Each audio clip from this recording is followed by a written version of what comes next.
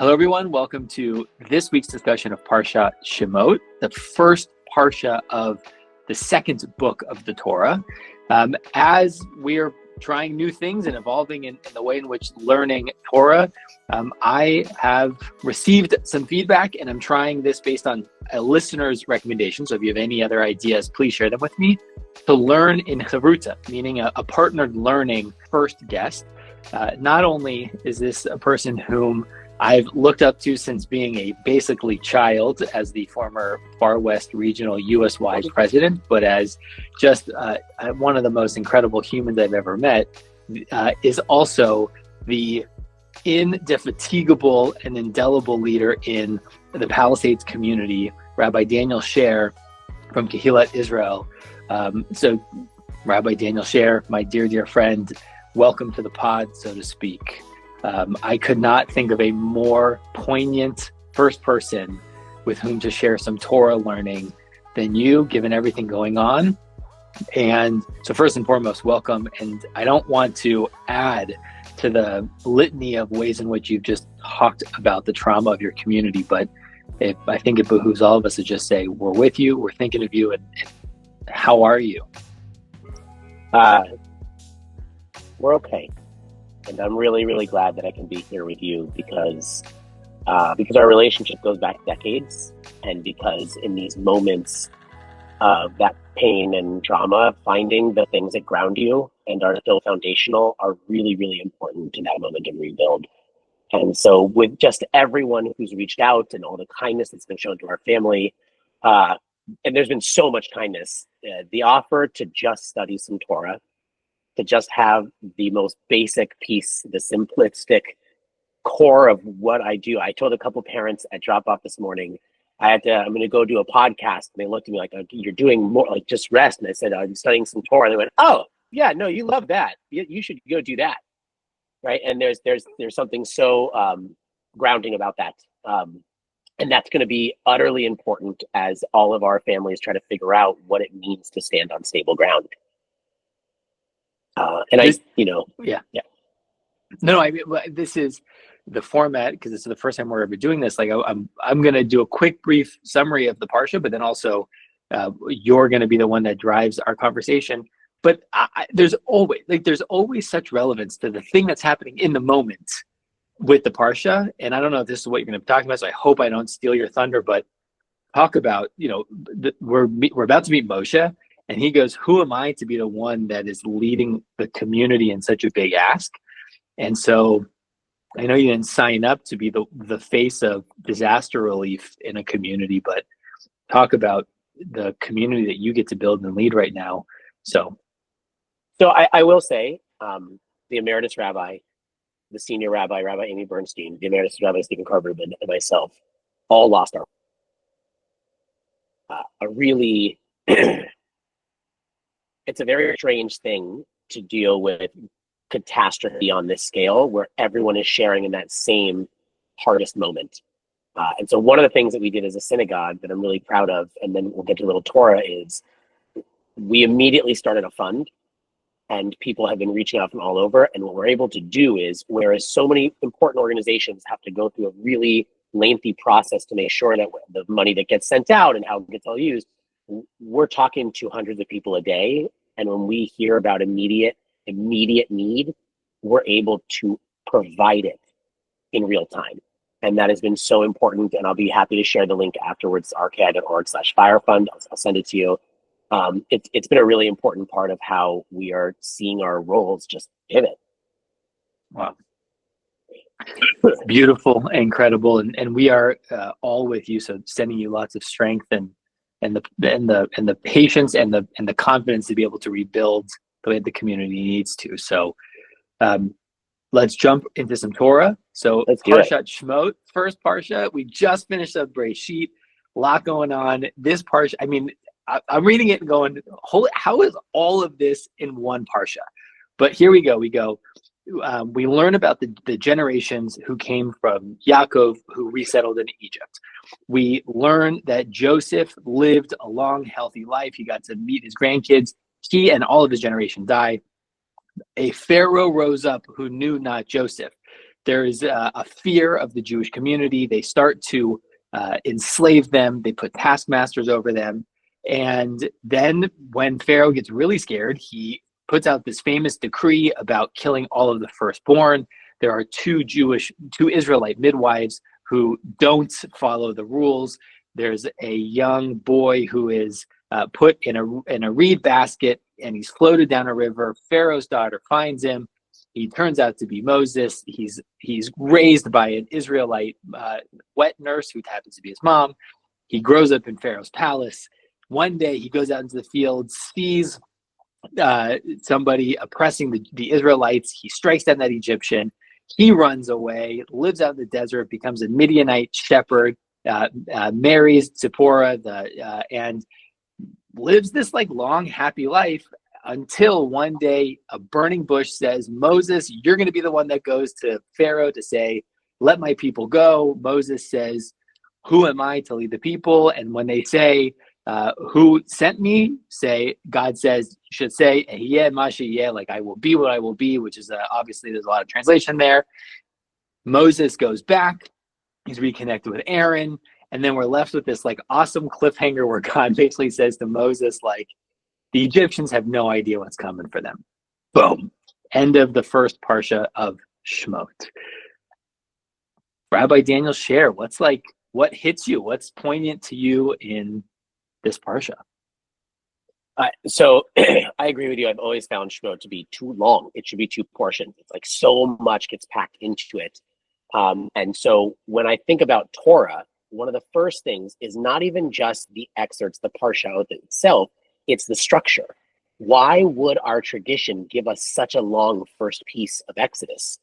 Why would our tradition make it that we have this huge breadth into the origin story? But that's the exact answer.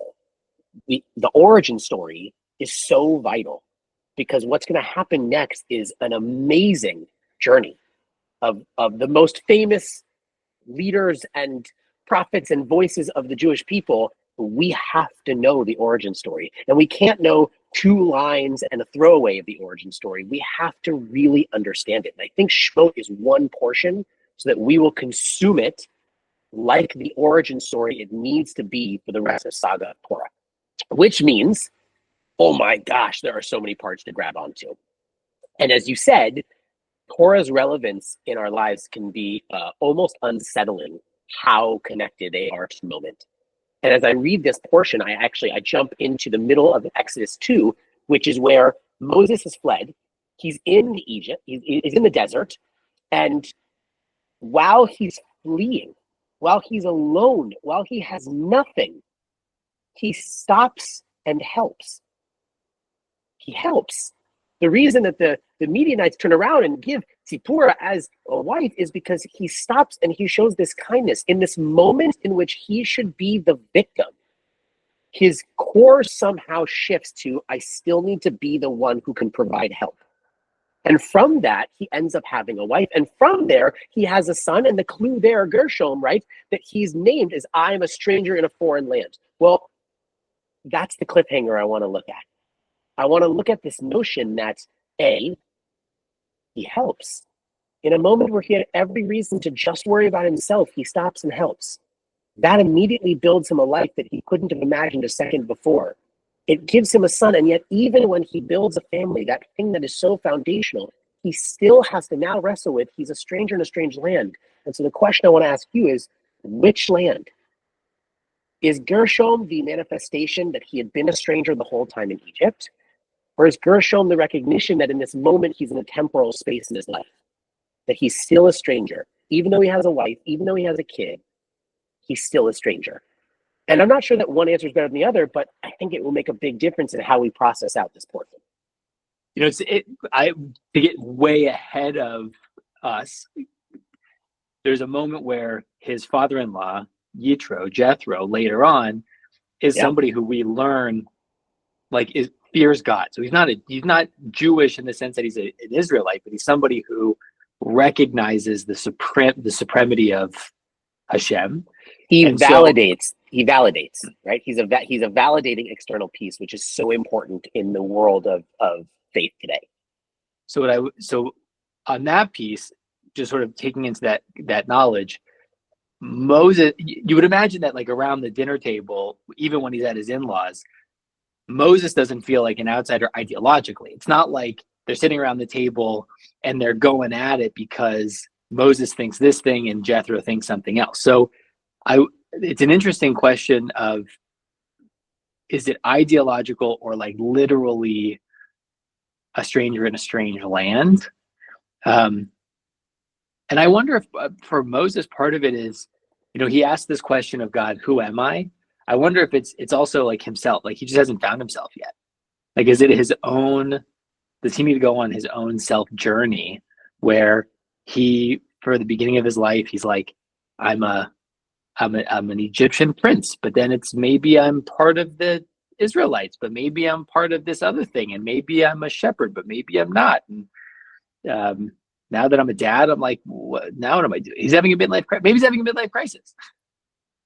I think he's certainly having a calibration moment. I think he's having to figure out, when you become a parent, you have to figure out, I still don't know everything about me, but I have to be solid enough that my children see strength and security in who I am. My kids know who I am better than I do. That's the truth.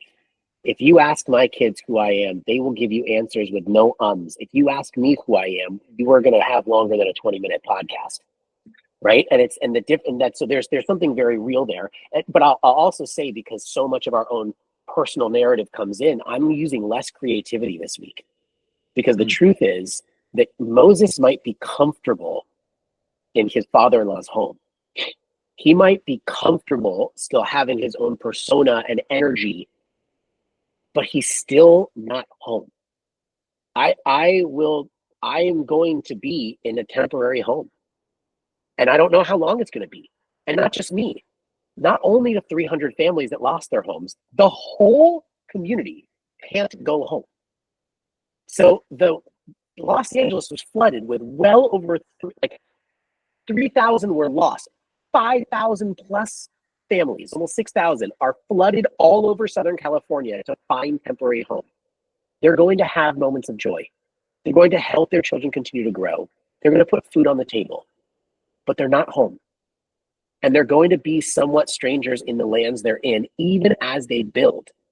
And we always see this as some type of, we want to draw away from being the stranger. But maybe for Moses, it was both humbling and it was recalibrating. That right now he's building a life. He's so lucky he has his family. But that doesn't mean that the story is over. Everyone right now wants to know how this story is going to end. We don't know. What I have told people over and over again is that tragedy exists. It is part of the experience in this earth. How we respond to tragedy, that's the core of humanity. And so we're going to have these trials and tribulations. And then what comes next might be as incredible of a journey as Torah. We don't know. But it starts with first recognizing that we're not home. We are strangers. And that is going to motivate us and drive us to do this journey differently. How does the length, you talked a lot about we need to see the whole origin story and consume the whole origin story. Where's that length of time sitting with you right now in understanding this insight of, even if you're not home? Yeah, we'll play this journey. The story starts well before Moses is born. It comes back when Moses is old enough that the tables have turned. The leadership has shifted in Egypt. His origin story is half of a lifetime, right? And so right now, people are like, this is the journey. No, this is the beginning of the journey. And again, when people ask why bad things happen, my response is, we don't waste tragedy. What will come of this will be a stronger tomorrow. But we're not done with the this yet. So what we have to do is we have to move step by step, right? People always say, you want to go 1 foot in front of the other. And the reason for that is that that's how we move forward. But there's a flip side to that notion. You can move 1 foot in front of the other. Do you know the other way you fall? If you try to move 2 feet at the same time. We have to take pace to this. Moses' journey was not quick. It's Shemot 6 chapters, right? It's so much material. 6 by 6, yeah. It's so much material, or full 5, right? It's so much material. It's so much life. It's so like that. It tells us the journey, like, just wait. Do everything through your, like, do it the best you can, but don't try to see the finish line yet. Because if you just try to get through it right now and know that you're building to better tomorrow, what our children will have from our pain, what they will fix in this world from the motivation and origin story of their own, that's what Shemot teaches us. I can't think of a more beautiful note to end on. Rabbi Daniel Sher, thank you for, out of all of the things you're doing in these days, taking some time to learn some Torah and to impart some wisdom. We are incredibly moved by the leadership that you're showing in the community. My wife and I would love to contribute to the fund that you are building. So we'll use that link, and we're pledging $500 towards the relief that you're going to be able to put out into the community. So thank you for everything. Thank you. Truly, thank you. And most deeply for the decades of friendship, because I know this is only, to your point of the journey, we're only in the midst of it. There's nowhere near the finish line of this friendship journey. So may you continue to have the strength to lead your community, and may your community find the right pace to rebuild. Thank you so much. I love you, my friend, and I can't wait to see where all this goes for you too. Love you too. Shabbat Shalom. Shabbat Shalom.